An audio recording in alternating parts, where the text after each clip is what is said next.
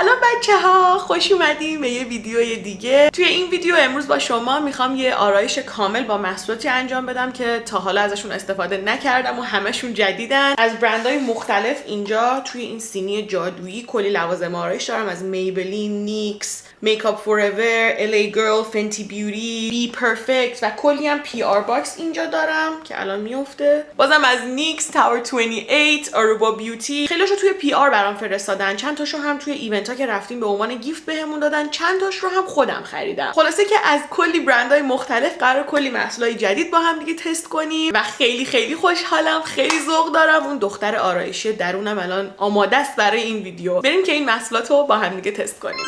اولین محصولی که میخوام برم سراغش این مداد ابرو از برند میبلین اکسپرس براو. دو تا سر داره، یه سر براش داره یعنی اسپولی داره همونجوری که میبینین و این یکی هم یک مداد تقریبا نازکه که اینجوری بالا میاد. من از مداد ابروهایی که اسپولی دارن خیلی خوشم میاد، به نظرم خیلی کاربردیه. شروع میکنم یه کوچولو به پر کردن ابروها. سریش نازکه ولی اونقدر هم نازک نیست و این باعث میشه که خیلی کار سریع باشه. به نظرم خیلی مناسب کسایی که مثل من آردی ابروهای پری دارن و نیازی نیست که خیلی نگران این باشن که موقع کشیدن ابروهاشون همه چی طبیعی باشه. این رنگش خیلی خوب بود، پیگمنتش خیلی مناسبه، نه اونقدر زیاده که فوق العاده بیش از حد بخواد ابروهای شما رو کادری کنه، نه یه جوریه که مثلا دیده نشه. به نظر من مناسب کسایی نیست که بخوان یک ابرو رو کامل بکشن یا بخوان ابروهاشون رو اکستند کنن یا بخوان مثلا یه کوچولو بلندش کنن. خیلی دوستش داشتم، مخصوصا برای خودم. اگر شما هم ابروهایی مثل من دارین فکر کنم خیلی از این محصول خوشتون بیاد.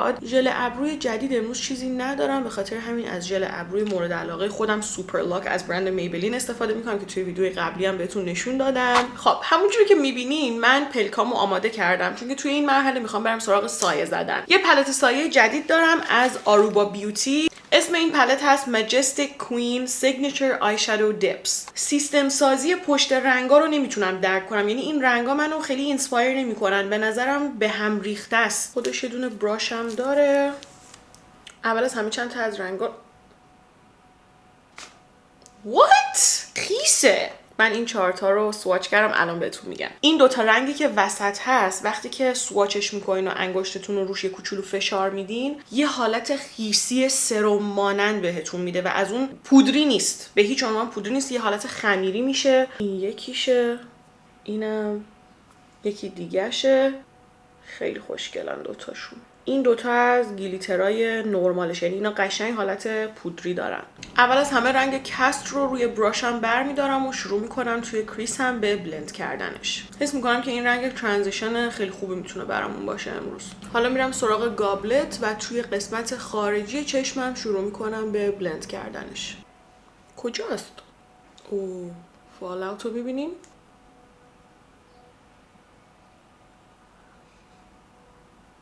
میرم سراغ رنگ مشکی این پلت به نام کول و خیلی نزدیک به موجه هام شروع میکنم به بلند کردنش. دلم میخواد تا جایی که میتونم از تعداد رنگای بالایی استفاده کنم که بتونم بافت همه رو ببینم. برای همین میرم سراغ این رنگ آبی وسط. از این روی پلکم توی قسمت وسط استفاده میکنم. حالا میرم سراغ رنگ اورب و از این رنگ توی قسمت داخلی چشمم استفاده میکنم، یعنی اینجا. با براش اصلا پیدا نبود، برای همین از انگشتم استفاده میکنم. براش با اسپری فیکس. Okay, I'm seeing it now. It's just no. توی این مرحله واقعا نیاز به کافی دارم. سعی کردم تا جایی که میتونم این آرایش رو تمیز کنم و خوشگلش کنم و به این پلت هم میتونم بگم که واقعا شانس خودش رو دادم. ولی الان به صورت خلاصه راجع به این پلت میتونم بگم نه، رنگاش اصلا بر من میک سنس نمیکنه، منو اینسپایر نمیکنه. مثلا اینجوری نیست که بگم وای من با این آرایش رو میتونم بکنم یا این آرایش رو میتونم بکنم. یکم بی ربطه به نظر من رنگاش به هم دیگه. پیگمنت اونقدر خوبی ندارن، شما مجبورین که برای اینکه رنگ خوبی بگیرین چندین لایه بیلداپش کنین که همین چندین لایه استفاده کردن ازش باعث میشه که یه جاهای خاصی لک بشه. این رنگ خیسی که استفاده کردیم الان همچنان خیس نیست، ولی بهش دست که میزنم روی انگشتم میاد. کلا خیلی خوشم نیومد از این پلت، خیلی رنگاش بیروح بود اصلا. no فرموژه برای ریمل میخوام از این محصول Hourglass استفاده کنم که تازه گرفتمش. این جزء کادوی تولدم بود که دوستان برام گرفته بودن. هنوز ازش استفاده نکردم. اسمش هست Unlocked Instant Extensions Mascara. این ریمل هم سری پلاستیکی داره و به این شکل از پایین به بالا یه کوچولو نازکتر میشه ولی خیلی کم. من شروع میکنم به ریمل زدن. من موجه های کاملا مستقیم و صاف و بسیار کوتاه دارم. به طرز خیلی عجیبی توی لایه دوم داره موجه هامو خیلی بلند میکنه. What؟ یه کوچولو کلامپیشون هم میکنه ولی بلند. ببینین؟ موجه های من اصلا اینقدر نیست. بریم سراغ کامپلکشن یا آرایش پوست. اول از همه از پرایمر شروع میکنم. میرم سراغ این پرایمر از برند میبلین گریپی سرم پرایمر. این محصول میتونم بگم که تقریبا جدیده و چندین بار برای من ارسالش کردن ولی من هنوز ازش استفاده نکردم. یه حالت سرم مانند و رقیق داره و کاری که در اصل انجام میده اینه که ماندگاری میکاپتون رو بالا میبره و ادعا میکنه که تا 24 ساعت ماندگاری میکاپ بالا. What؟ توش نیاسینامید داره؟ That's good! و یه حالت چسبونکی میگم به پوست میده که همین باعث میشه که لوازم آرایش مثل کرم پودر و کانسیلر و کلا محصولات کامپلکشن خیلی خوب بهش بچسبه و تکون نخوره. بوی خاصی هم نداره که به نظرم خیلی مهمه. خیلی جالبه چون که میگن پوست خیلی چسبونکی میشه. یه چیزی رو میبینم انجام میدم، منم میخوام امتحان کنم. البته شاید این براش یه چیز خیلی سنگینی باشه ولی اوکی. نه نمیشه. شاید یه چیز What? No. What? بچه خدایی به لپم چسبید. What? I love makeup. به نظر من این خوشم اومد. بچه ها الان کم کم شروع کرده داره بهم خیلی خوش میگذره. بریم سراغ محصول بعدی. محصول بعدی که میخوایم با هم دیگه امتحان بکنیم یه سری کرم پودرای جدید از برند نیکس برام فرستادن که تازه لانچ شده. خب اسمش هست Make Em Wonder و پی آر پکیج خیلی سمارتی هم داشت. مثلا این شکلی بود که میتونستی اینو بچرخونی و رنگ میبینین رنگا رو بهت نشون میداد. البته الان من فکرم خرابش کردم. I definitely broke it. کلی رنگ داره که به نظر من این خیلی باحاله و یه کار جالب دیگه هم که کردن، حالا توی پی آر پکیج هم بهتون نشون میدم، آندرتونای مختلف و همونجوری که میبینین از هم جدا کرده، گرم و سرد و توی پی آر پکیجش هم دقیقاً همین کارو کرده. ولی الان یه کوچولو هم برنز شدم، فکر میکنیم میتونم از این استفاده کنم. من از موقعی که تن شدم یه کوچولو رنگا رو اینجا تست میکنم. توی ورم هم این نه این خیلی برام سفیده. الان فکر کنم همینو مثلا اگه با اون رنگ روشنش یکم قاطی کنم شاید خوب بشه. همونجوری که بهتون گفتم اسم این کرم پودر هست Make Em Wonder از برند نیکس و من میخوام این دوتا رنگ رو با هم قاطی کنم. رنگ 20 و یه کوچولو از 05. خودش ادعا میکنه که کرم پودر ماتیه و بیلدبله. بیلدبل یعنی قابل ساختن، یعنی شما اون کاوری رو که میخواین میتونین با این کرم پودر بسازین. اگه چند لایه ازش استفاده بکنین بافتش و جوری که روی پوست به نظر میاد تغییر نمیکنه. به نظر من خیلی رنگ خوبی رو تونستم بسازم. من همیشه برای بلند کردن کرم پودرام اول از همه از یه براش استفاده میکنم. همیشه هم از این براش فرن استفاده میکنم M37 فلت کبوکی، برای اینکه بتونم بیشترین کاوری که میتونم و ازش بگیرم. شروع میکنم به بلند کردنش. همه جا رو بلند کردم، از پشت دستم دوباره یه لایه دیگه برمیدارم و اینجا میزنم. چقدر روی پوست خوشگله. وای اصلا فکر نمی کردم انقدر ازش خوشم بیاد. اصلا فوق‌العاده راحت بلند شد. کاور خیلی خوشگلی داره. بافتش روی پوست کاملا ماته ولی پوست رو خشک نشون نمیده، پوست رو دهیدراته نشون نمیده که این به نظر من خیلی مهمه توی کرم پودرای مات. میتونم بگم خیلی خوشم اومد. خیلی وقت بود که کرم پودر مات اینجوریه که قشنگ به دلم بشینه استفاده نکرده بودم. فقط کسایی که پوستشون خشکه باید حواسشون باشه که با این که میگم خیلی راحت بلند شد ولی قبلش یه روتین پوستی خوب انجام بدیم. منم قبل از اینکه حالا به قولن اون پرایمر رو بزنم یه روتین پوستی نرمال خودم رو انجام داده بودم، تونر و سرم و مرطوب کننده و واقعا هم براش کافی بود. وای اصلا بافتش روی پوست بی‌نظیره. بریم سراغ کانسیلر که کانسیلرهای جدید میبلین رو دارم به نام لیفتر کانسیلرز. شاید یه کوچولو برام، نه فکر کنم رنگش خوبه. ادعا میکنه که یه کانسیلر سرومی هست. چرا اینجوریه؟ باید همش بزنی اینجوری که هوا میره توش. یه حالت عجیبی داره وقتی که میزنمش. میبینین حس میکنم که مثلا قسمت‌های روغنی یا آبی پروداکت جدا شده از هم، از اون قسمت پیگمنتش. امیدوارم که متوجه منظورم بشید، چون وقتی که میبینید وقتی که میذارمش اینجا محصول سپریت میشه. برای بلند کردن میخوام از اسفنج مینی فرنم استفاده کنم. مثل همیشه از هیچ چیز دیگه ای من برای بلند کردن کانسیلرم بجز این اسفنج استفاده نمی کنم هیچ وقت. اول از قسمت های خارجی. میبلین. اوکی، الان منظور سرمو متوجه میشم. چقدر سبکه، چقدر سبکه این حالت. چقدر اسم خوبی رو انتخاب کردن. لیفتر. آفرین. کاور مدیوم داره و طبق اون چیزی که من حدس میزنم حس میکنم که بیلد کردنش خیلی راحت باشه، همونجوری که خودش ادعا میکنه. بافتش روی پوست نمیتونم بگم که ماته و نمیتونم بگم که براقه. دقیقاً یه حالت رفلکشنی به پوست میده که اون هست میگه لیفتر، پوست رو لیفت میکنه، انگار یه لایه پوست رو میاره بالا. میدونین چی میگم؟ چقدر آخه خوشگله، چقدر. برای کانتور کردن پوستم دوباره یه محصول داریم از برند میبلین و باز هم از کالکشن لیفتر که اونم این استیک های کانتوری میبلین هستش. همونجوری که طراحی شده. کانتور قشنگ. وقتی نگاش میکنی یه کوچولو گرم به نظر میاد ولی کاملا رنگ کانتوره و رنگ سردی داره. برای بلند کردنش از جس آپ شماره 167 استفاده میکنم. راحت بلند میشه، مشکل خاصی نداره. دوستش داشتم. همونجوری که میبینین خیلی راحت بلند شد، خیلی لک و اینا نشد. توی برانزرهای استیکی قیمت مناسب همچنان برانزر استیکی شیگلم این سنچ اند دیفاین استیک به نظر من خیلی محصول خوبیه. خیلی فوق‌العاده بافتش کرمیه، از این خیلی کرمی تره، خیلی راحت بلند میشه. این میبلینه اصلا بد نبود، یعنی اصلا محصول بدی نبود، ولی اینجوری نبود که بگم وای میتونه جای اون شیگلمو برام بگیره. برای رژ گونه مایه این بلاش استیک از برند شارلوت تیلبری رو دارم. اسم رنگی که من دارم هست پیلو تاک که فکر میکنم یکی از معروف ترین و پرفروش ترین رنگاشه.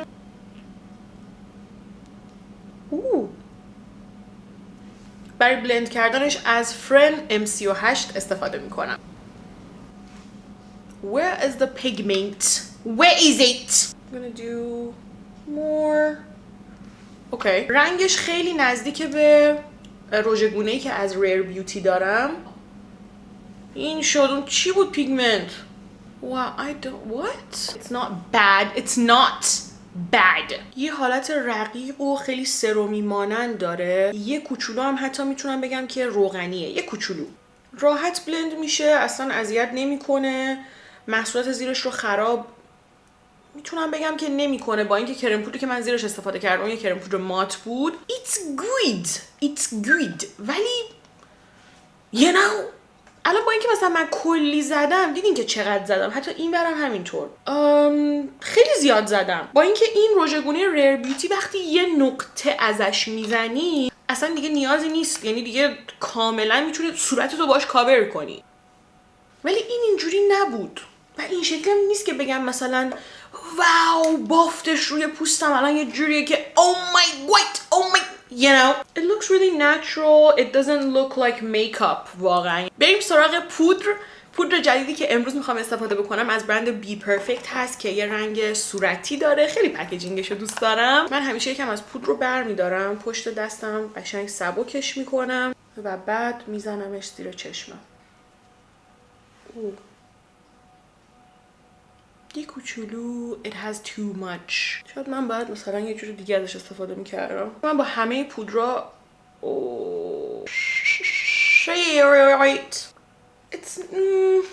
آیسمو خراب کرد. پودر بیک نیست این. به نظر من شما باید قبلش مثلا یعنی باید اول از همه قبلش با یک چیز دیگه پوستمو ست میکردم. از این به عنوان برایت کردن این قسمت‌ها اینجا استفاده میکردم. فکر کنم اونجوری اتفاقا خیلی هم خوشگل بشه. یه کوچولو بافت زیر چشممو زیاد کرد. روی جوشم با اینکه خیلی خوب کاور شده بود و از لحاظ بافتی خیلی مشکل نداشت، الان یه کوچولو تکسچرش مشکل داره.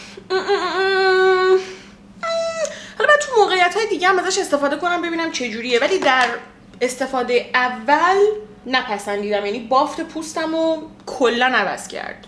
which I'm really sad about. به خاطر اینکه قبلش بافت پوستم was bussin', you know, bussin'. من آرایش چشمامو تموم کردم. میتونم بگم که این پودره کلا آرایشمو میدونی بزرگترین مشکلم باهاش اینه که اینقدر پوستمو روشن کرد، مخصوصا زیر چشممو. ولی اشکال نداره، فکر میکنم با یه کوچولو برانزر بتونیم درستش کنیم. برانزری که امروز میخوام برای اولین بار ازش استفاده بکنم این سیتی برانزر از برند میبلین هست. البته این محصول خودش جدید نیست، یعنی این شکلی که مدت ها الان فکر کنم تو بازاره، ولی من تا حالا ازش استفاده نکردم. نمیدونم که اصلا پیگمنتش و اینا هم چجوریه. شروع میکنم. Where is it؟ شاید من خیلی رنگ روشنی رو گرفتم. بذار زیاد بردارم ها، زیاد قشنگ این شکلی بردارم. ولی الان حتی روی بینیم که اینقدر از اون پودر فیکسم روشن شده هم وقتی ازش استفاده میکنم اصلا اونقدر زیاد خودشو نشون نمیده. وای فکر کنم با برانزر پودری میتونیم قضیه رو حل کنیم. بریم سراغ رژگونه پودری. میخوام از این رژگونه پودری مک استفاده بکنم. اسم این رژگونه هست No Filter و خیلی به نظر من رنگ یونیورسال و خوشگلی داره. حالا اینجوری اگه بخوام بهتون نشون بدم خیلی خوشگله، مثل یه تینت میمونه مطمئنم وقتی که ازش بزنیم. البته که من تا حالا از رژگونه های مک چیزی نداشتم، برای همین نمیدونم که چه توقعی اصلا باید داشته باشم. اوکی. Yes. رنگش خیلی خوشگله، کاملا ماته، پیگمنتش نه اونقدر زیاده که مثلا بترسونتتون توی اولین استفاده، نه اونقدر کمه که نتونید ببینیدش، ولی وقتی که یه کوچولو بیشتر بزنید خیلی خوشگله، خیلی. ببینید و کاملا پوستم رو بلر کرد، مثل فیلتر کرد. از کجا میتونم اینو بگم؟ چون دقیقا اینجا که از اون پودر استفاده کردم قشنگ بافت پوستم و منافذ پوستم مشخصه و بازه، ولی از جایی که دقیقا این رژگونه مک شروع میشه خیلی قشنگ پوست یک دسته، مثل فیلتره. بریم سراغ لب. اولین محصولی که برای لبا میخوام استفاده بکنم این خط لب که نمیتونم اسمشون رو بذارم، بیشتر میتونم بگم مثل ماژیک لب هستن از برند نیکس به اسم لیپ لانژری. مثل تینت های هستن که روی یه سر ماژیکی تقریبا وجود دارن و شما ازشون استفاده میکنین. ادعا میکنن که فوق العاده ماندگارن. حالا من تا حالا از اینا استفاده نکردم، فکر میکنم که موقع استفاده ازش باید خیلی مراقب باشیم، چون که بافتش مثل مداد یا کرم نیست که راحت بشه پاک بشه، مثل تینت دقیقاً. الان هم همونجوری که میبینین هر چقدر دست میکشم پاک نمیشه، رو دستم هم چیزی نمیاد که این خیلی خوبه به نظرم. خیلی خوشم اومد. فکر کنم از اینا قراره که بیشتر استفاده کنم. 2 تا رژ لب دارم از برند میکاپ فوراور که لانچ جدیدشه و رژ لب های مایع مات هستن. او خیلی بوی فرشی داره، بهم بوی محصولات حمومو میده مثلا. ولی بوی الکل هم میده قشنگ. ولی بوش خیلی قویه، یعنی الان با اینکه من پایین اینا رو گرفتم فکر کنم از روی لبم دارم بوش رو حس میکنم، ولی قشنگ بوش میاد. روی لب خیلی راحته، خیلی خوشگله روی لب، خیلی خوشگله. دقیقا همون بافت 2016 مات مخملی خیلی خوشگلو داره، راحته، ولی رژ لب ماته دیگه، یعنی اون مات بودنش رو قشنگ حس میکنید و چیز اینجوری نیستی که بگم وای اون حسه از بین رفته یا با تکنولوژی تونستن. یه رژ لب مات خیلی خوبه، ولی خب یه چیزی که رژ لب مات داره اینه که همونجوری که میبینین قشنگ این خطای لبو مفصل نشون میده. ببینین؟ برای همین من دوست دارم که حتما از یه دونه لیپ گلاس استفاده کنم، ولی قبل از اون میخوام برم سراغ فیکس کردن پوستم با ستینگ اسپری و اینی که امروز میخوام استفاده کنم از برند LA Girl هست و به نظر من خیلی جذابه. یا میتونه میکاپمون رو خیلی خوشگل کنه یا اینکه همه چی رو میتونه خراب کنه و دلیلش هم اینه که داخلش گلیتر داره و گفته که هم برای صورت هم برای بدن میتونین استفاده بکنین. میبینین برقشو؟ اوکی. من هنوز خشک نشده و هنوزم خودم رو نگاه نکردم، میخوام یه کوچولو بهش زمان بدم. الان که دارم بهش زمان میدم میخوام 2 تا مسئله راجبش بگم، هنوز حتی قبل از اینکه نتیجه رو ببینم. اولیش اینه که فوق العاده عطریه، یعنی قشنگ حس میکنید که دارید عطر روی صورتتون اسپری میکنید، انقدر بوش زیاده. نکته بعدی که راجعش وجود داره اینه که اسپریش اصلا مناسب ستینگ اسپری برای صورت نیست. چرا؟ چون که اسپریش پخش نمیشه. الان بهتون نشون میدم. میبینین خیلی مستقیم و به یک جا اسپری میشه. اصلا یه لحظه شوک شدم از اینکه انقدر داره مستقیم اسپری میشه تو صورتم. او فرش کرد. میدونی چی میگم؟ از اون مات بودن قشنگ درش آورده. خیلی خوشگلش کرد. قشنگ پوستو از مات بودن در میاره. قشنگ. یعنی اگر که یه میکاپ مات میخواین، یه میکاپی میخواین که راجع به اینکه ماندگار میکنه یا نه نمیدونم، ولی قشنگ پوست رو از ماتی در میاره و یه حالت گلویی، یه حالت براق به پوست میده، بدون اینکه من فکر میکردم به خاطر این گلیترایی که توش وجود داره من قراره که این گلیترها رو روی پوستم ببینم، ولی به هیچ عنوان من این گلیترها رو نمیبینم. The lipstick is also you know وقتی دارم باهاتون صحبت میکنم یا لبامو حس میکنم اصلا احساس خشکی نمیکنم، ولی صورتمو که نگاه میکنم لبام به هم حس خشکی میده. یعنی قیافه اون ظاهر لبام به هم حس خشکی میده که خب من اینو دوست ندارم. برای همین میخوام برم سراغ لیپ گلاس. اتفاقا یه کالکشن جدید از تاور 28 داریم که میخوام بهتون نشون بدم و اونم این لیپ پلامپر های جدیدشونه که تازه برام ارسال کردن. فکر کنم 2 روزه که برام ارسال شده و تازه لانچ شدن و اینا پلامپرن، یعنی یه جوریان که شما وقتی که از اینا استفاده میکنین یه کوچولو لباتون رو میسوزونن و یه کوچولو بزرگش میکنن. رنگ استاتیک فلو استفاده کنم. خیلی هم رنگای خوشگلی داره. کامل پوستم خشک شده، دارم با دقت نگاه میکنم میبینم که اینجاها کنار بینی این اسپری قشنگ میکاپمو خراب کرده. کلا ویدیوهای این شکلی همیشه خیلی ریسکی هستن. یا آرایشم خیلی خوب میشه یا آرایشم خیلی بد میشه. من امروز حس میکنم که آرایشم از دور خیلی خوبه، خیلی خوشگله، هیچ مشکل خاصی نداره، ولی از نزدیک که خودم نگاش میکنم 1000 تا مشکل میتونم توش پیدا کنم. مثل همین که کنار بینیم الان خراب شده، مثل سایم. یه چیز دیگه که راجع به سایه بهتون بگم اینه که با اینکه لحظه‌ای که ما اون سایه رنگ وسط رو زدیم که رنگ آبی داشت و بهتون گفتم یه حالت کرمی داره، الان روی پلکم کاملا سبزه و قشنگ بافت سایه خراب شده و حتی میتونم بگم که یه تیکه هایش خشک شده و الان قشنگ رو دستم میاد. اون پودرم که یه کوچولو کارمو خراب کرد، برانزر پودریمون هم یه کوچولو منو خیلی ناامید کرد، ولی یه محصولایی مثل مداد ابرو میبلین، کانسیلرش، کرم پودر نیکس، نمیدونم اون ماژیک لبی که استفاده کردیم و اینا رو خیلی دوست داشتم و خیلی خوشم اومد. حتی رژ گونه مک که وای عاشق رنگش شدم، به من که خیلی خوش گذشت، چون که من عاشق پیدا کردن لوازم آرایش های جدید و نقد کردنشون برای شما هستم. خیلی متشکرم از اینکه این ویدیو رو نگاه کردین. برام خیلی ارزش داره و خیلی متشکرم که کانال رو سابسکرایب میکنین. من این کانال رو تازه شروع کردم، برای همینم همه حمایت هاتون خیلی برام ارزشمنده. تو بعدی میبینمتون. خدافظ.